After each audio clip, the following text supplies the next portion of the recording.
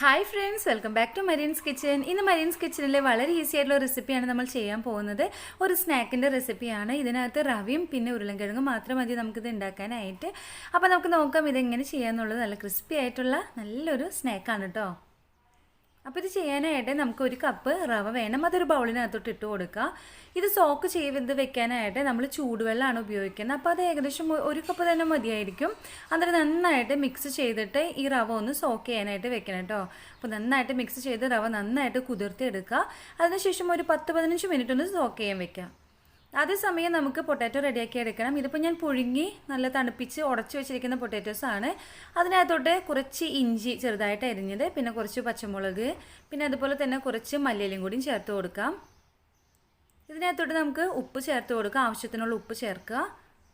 പിന്നെ നമുക്ക് മഞ്ഞൾപ്പൊടി ചേർത്ത് കൊടുക്കാം. ഇത് ഏകദേശം 1 ടീസ്പൂണോളം മഞ്ഞൾപ്പൊടി ഉണ്ടായിരിക്കും ഞാൻ ചേർത്തത്. പിന്നെ നമുക്ക് കുറച്ച് ചില്ലി ഫ്ലേക്സ്, അതല്ലാന്നുണ്ടെങ്കിൽ മുളക് പൊടി ആയാലും ചേർത്ത് കൊടുക്കാം. പിന്നെ കുറച്ച് ഗരം മസാല അല്ലെങ്കിൽ ചിക്കൻ മസാല, ചാട്ട് മസാല, ഏത് മസാലയാണെങ്കിലും ചേർത്ത് കൊടുക്കാം. ഇനി നമുക്കിത് നന്നായിട്ട് മിക്സ് ചെയ്ത് നന്നായിട്ട് ഉടച്ച് റെഡിയാക്കി എടുക്കണം. നമ്മൾ ചേർത്ത പൊടികളും ഉപ്പും എല്ലാതും ഉരുളൻകിഴങ്ങിൻ്റെ എല്ലാ ഭാഗത്തും ആകുന്ന രീതിയിൽ റെഡിയാക്കി എടുക്കാം. അങ്ങനെ റെഡിയായി വന്നു കഴിഞ്ഞാൽ നമ്മൾ സോക്ക് ചെയ്യാൻ വെച്ച് റവ നമുക്കിതിനകത്തോട്ട് ചേർത്ത് കൊടുക്കാം.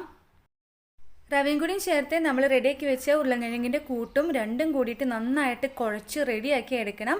അപ്പോൾ ഉപ്പ് പോരാಗಿ ഉണ്ടെന്നുണ്ടെങ്കിൽ കുറച്ച് വെള്ളത്തിൽ ഉപ്പ് കലർത്തിയിട്ട് ഒന്ന് ഒഴിച്ചു കൊടുത്താൽ മതി. വെള്ളം കൂടി പോവരുത്. നിങ്ങൾക്ക് കണ്ടാലറിയാം ഇത് നല്ലൊരു കട്ടിപ്പരുവാണ് നമുക്ക് ഇതിന് വേണ്ടത് കേട്ടോ.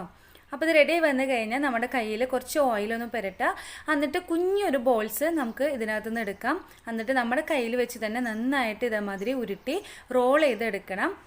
ഇതിപ്പോൾ റെഡി ആയിട്ട് വന്നിട്ടുണ്ട്. ഇതുപോലെ ചെയ്തെടുക്കുക. കയ്യിൽ വെച്ച് ചെയ്യാൻ അറിയാത്തവരാണെന്നുണ്ടെങ്കിൽ കൗണ്ടർ ടോപ്പിൽ വെച്ച് ചെയ്താലും മതി. അതിനുശേഷം കോൺഫ്ലോറോ അല്ലാന്നുണ്ടെങ്കിൽ മൈദ ഉള്ളതെന്നുണ്ടെങ്കിൽ മൈദയിലാണെങ്കിലും ഒന്ന് ഡിപ്പ് ചെയ്ത് എല്ലാ ഭാഗം ഒന്ന് കവർ ചെയ്ത് എടുക്കണം കേട്ടോ.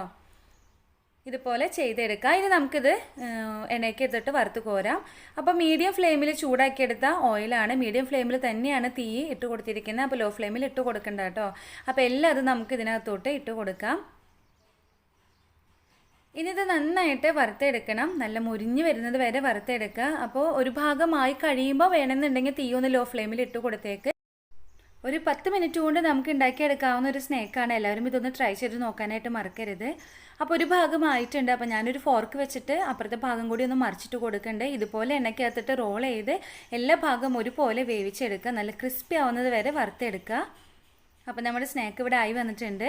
കണ്ടോ, നല്ല കളർഫുള്ളാണ്. അതുപോലെ തന്നെ നല്ല ടേസ്റ്റിയാണ്. പുറം ഭാഗം നല്ല ക്രിസ്പി ആയിട്ടിരിക്കും. ഉൾഭാഗമാണെങ്കിൽ നല്ല സോഫ്റ്റും ആണ്. അപ്പോൾ എല്ലാവരും ഇതൊന്ന് വീട്ടിൽ ട്രൈ ചെയ്ത് നോക്കാനായിട്ട് മറക്കേണ്ട. അപ്പോൾ നെക്സ്റ്റ് വീഡിയോയിൽ പുതിയ റെസിപ്പി ആയിട്ട് നമുക്ക് കാണാം.